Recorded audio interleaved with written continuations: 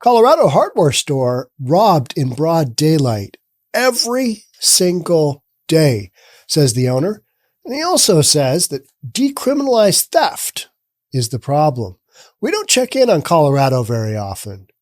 We're mostly West Coast, a little bit of East Coast, a little bit of Chicago. Let's see what's going on in Colorado at an Ace hardware store. Let's see what the dealio is. Todd Erwin said retail crime is rocking his Colorado Ace hardware store daily.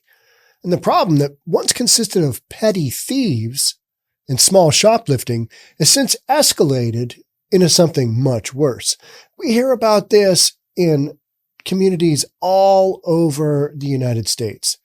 And Colorado is no exception. If you're in an area where your politicians have taken what was once previously deemed to be felony type crimes, brought the threshold down to the point where it makes sense to, engage in this criminal activity, this is what you get.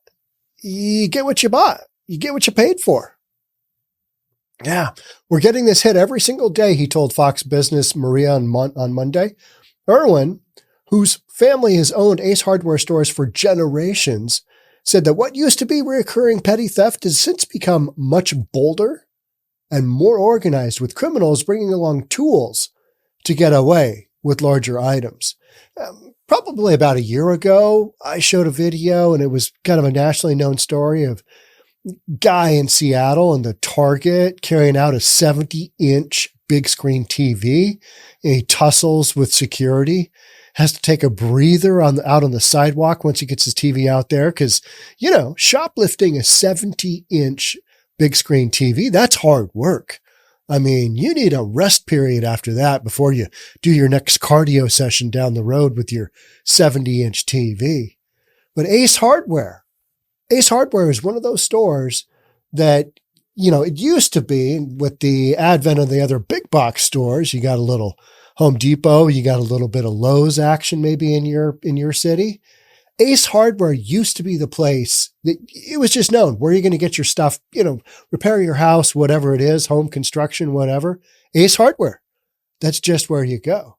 So this is a story that is not inconsistent with what's going on throughout, other communities where they have gone down this road of decriminalization. So it's pretty brazen.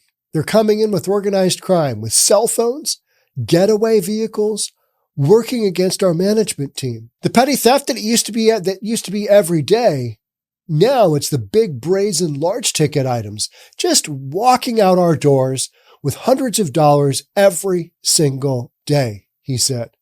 Erwin added that thieves bringing in weapons is definitely a concern for his employees, but said that hiring security to keep watch would be extremely expensive. So we've seen the gamut. And most lately, within the last month or so, we have seen the gamut of responses to this epidemic of organized retail theft. And most of it comes down to, if you don't have laws in place and if you aren't prosecuting criminals for their actions, this is what you can expect to keep happening moving forward, because there is literally nothing to stop them. Why would they stop? Crime does pay. Crime is paying really well right now, because your odds of number one, getting caught, because in most instances, management is not trying to deter these criminals from walking out the door. In most cases, you've got an employee, maybe you've got a security guard, but the security guards aren't doing anything either, because the store's insurance policy basically says, no, don't get involved. Call 911. And by the time they call 911, these criminals are out the door with their goods, and they're halfway down the road in their car. They're just doing their thing. The other advent that has really made this go is the black market on the internet. So you can sell these goods in so many different places than you used to be able to. And it's widely accepted. Oh, hey, you got a new item. All right. This looks like it is almost new. And people will, they're not going to pay full bore for said item, but they're going to pay a pretty penny. I think more than we used to for anything other than in a store. I think so many people know that what they're purchasing is stolen, but they just kind of, they look away and go, I don't know where it came from. Blame the internet company that hosted this store, this online store. Blame them. They're to blame. If you know you're getting a sweet deal on something and it looks a little sketchy, it's probably stolen, because it is so easy to pop these stores up, take them down, move on. And, with that being the way that things go, why wouldn't you just open up a store super quick, sell a few goods, and if you get any kind of heat whatsoever, shut it down? Because there's really no tracking most of this. Now, there's been some folks who have said, well, we're really trying to lock down this type of activity from happening on our websites. It's such a big problem that good luck with that. I mean, okay, if you sell over $20,000 worth of goods, we need to know who you are. It's like, all right, so you don't deal with that online storefront. You create your stores elsewhere, because there's so many now, so many different places where you can sell your goods. It's almost like there's this anonymous concept to it, right? And so these criminals, just like we just talked about, they're walking out with big, brazen, large ticket items, and they're bringing in weapons. So, these stores, it's happening so often. And it's not like it's the candy bar, the kid with the candy bar. It's not like the small, tiny items.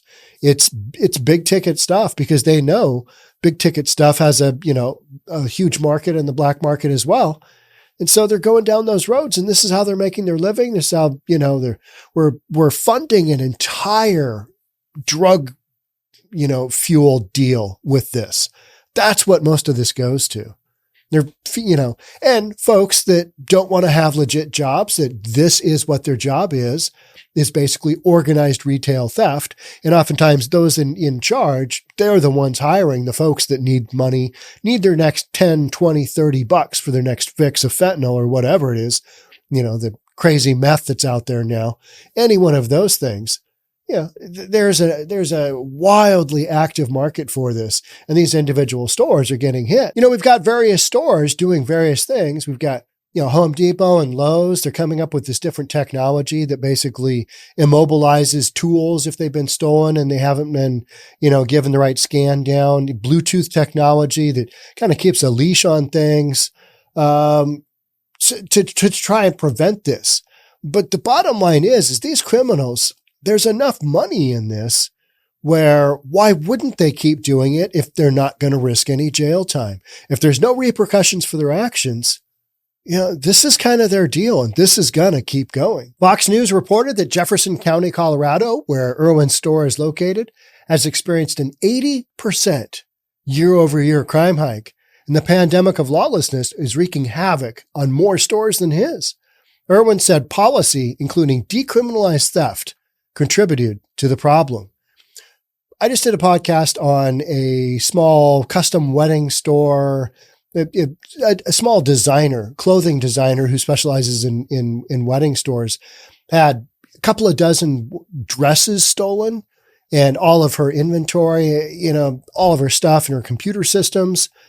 And, one of the things that always comes to my mind is how many of these people being robbed voted in the elected officials that put these kinds of policies in place. And now it's kind of coming right back at them. I'm not saying that this Ace Hardware store is or has, supported politicians, but Colorado, is one of the first states to legalize weed. So they've kind of gone down some of these roadways. Same thing as Seattle, same thing as Portland, same thing as LA. They've gone down some of these roads. And even here in Washington State, our governor Inslee, who just got COVID, he just got tested positive for COVID again. Interesting. But I'm sure he's vaxxed up 20 times from Sunday.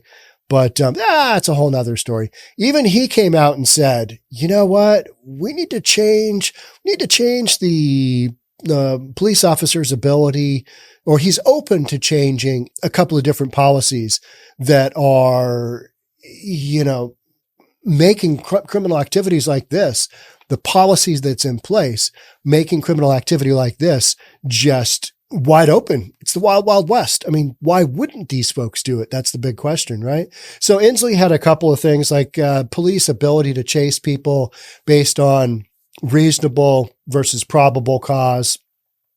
You've got some things like that where the police's hands are basically tied. The last couple of times the last 2 times I've gone to Home Depot, there has been a police car in the parking lot and somebody is being investigated for shoplifting. So this is going on all over, but most particularly in cities, in towns, in states, in counties, where the law system is such that there's no repercussions for their actions. So what if you steal a chainsaw?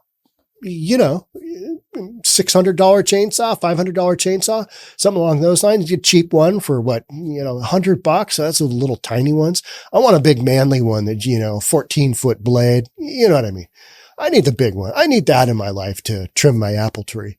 But you steal something along those lines. And here in Colorado, I think we're going to get to it in a sec.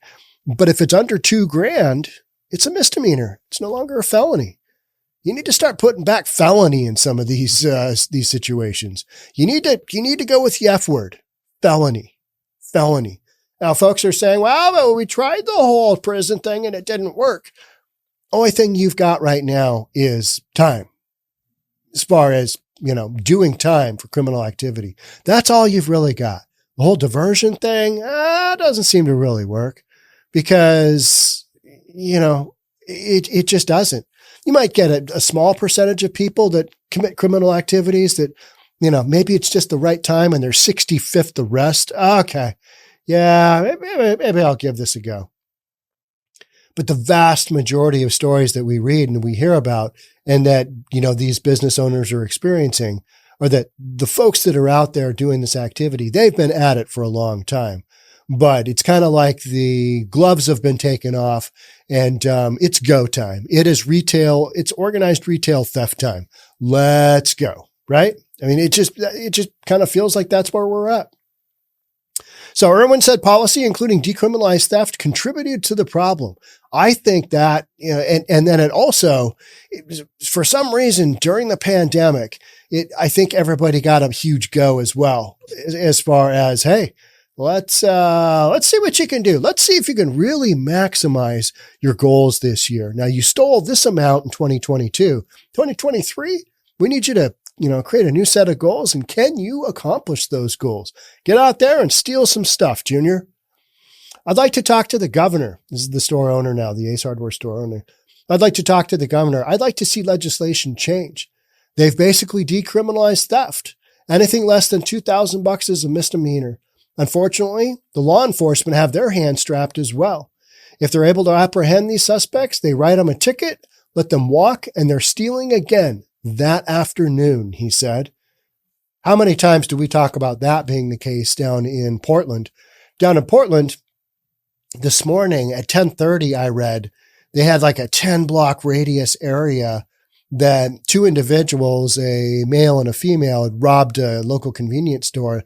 They had a gun. They were chasing them. Police were on their tails, but all of a sudden they just kind of disappeared. And because they had a gun and they were just running around willy-nilly, police were trying to contain them. They brought the, K9 unit in. They brought helicopter or airplane, locked like 3 schools down. It's okay, kids. We've got Bonnie and Clyde on the run, but don't worry. We're going to get some learning done, but don't leave. Don't walk out that door. You can't. It's locked.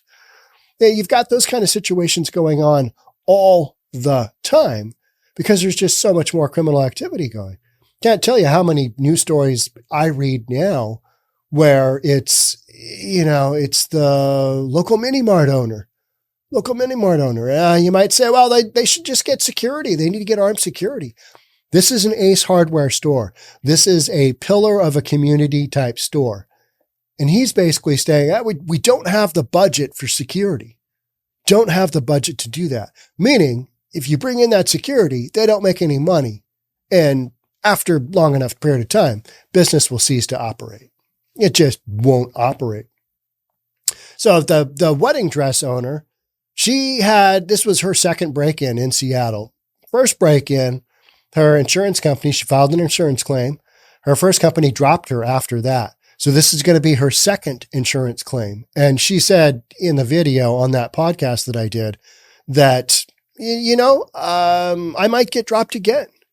But those are big enough claims. If you have $100,000 in damage done to your store between, breaking the front door and all that and, stealing your inventory, if it's $100,000, you're going to claim that on insurance because that's a massive whack. You can't, that's a no-go for business. That's a no-go for small business. So when you're in a situation where you're a big store like Ace Hardware, and you're basically stating we can't do the security, whereas so many other stores do. Downtown Portland areas, downtown Seattle, anything around the Blade in downtown Seattle, you will see armed guards, and you will see armed guards outside of the apartment complexes, the big high rises, and armed guards outside of all the condos. Everybody's got security.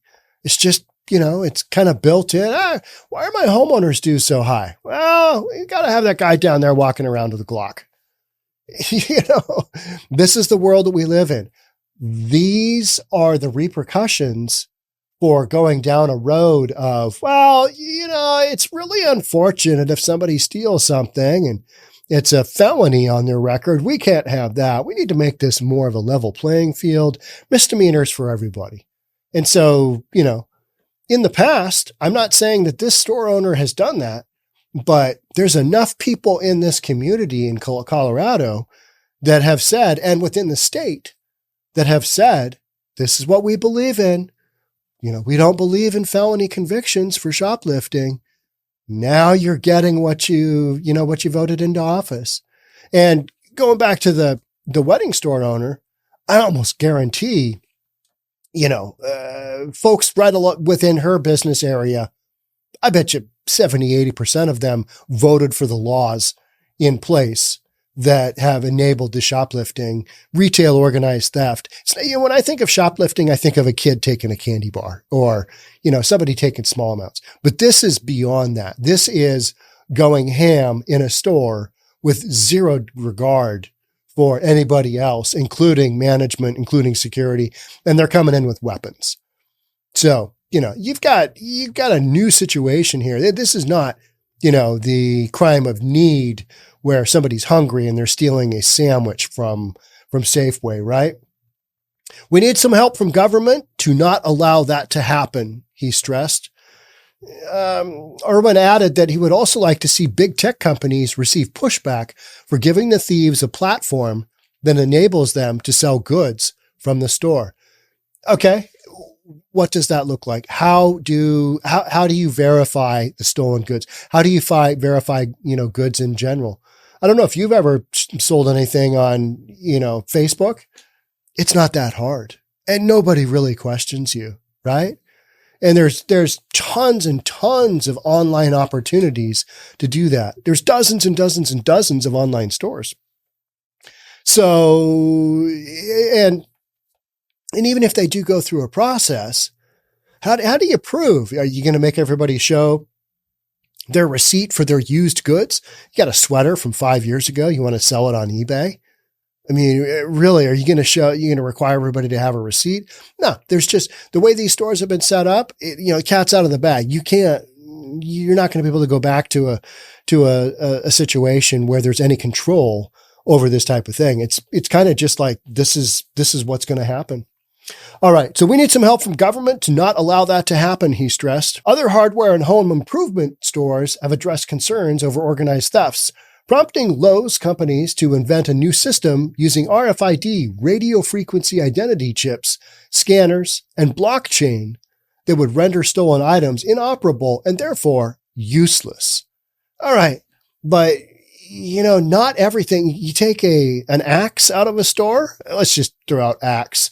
And axe came to mind because Jonathan Cho he's a reporter here in Seattle, and he did a little Twitter clip where he was shooting some footage in downtown Seattle, and a guy started chasing after him with a hatchet. A hatchet. It's just, it's another day in Seattle. Avoid that guy over there. He's got a hatchet. He might come after you and, do that tomahawk chop, which is, we can't talk about that. That is, did that for years and years and years and no longer, not appropriate. Tomahawk chop. So you've got some stuff, like a hatchet that you can't necessarily disable, right? It's just not happening. So it's good on the bigger ticket items. It's good on the electronics, but there's also stuff where you're not going to have any control once it's out of the store.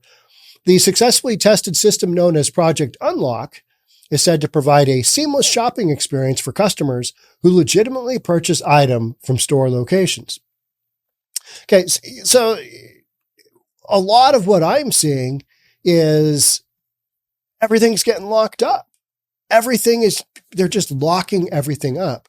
And so you either got to hit a button or you got to go find somebody in the help section.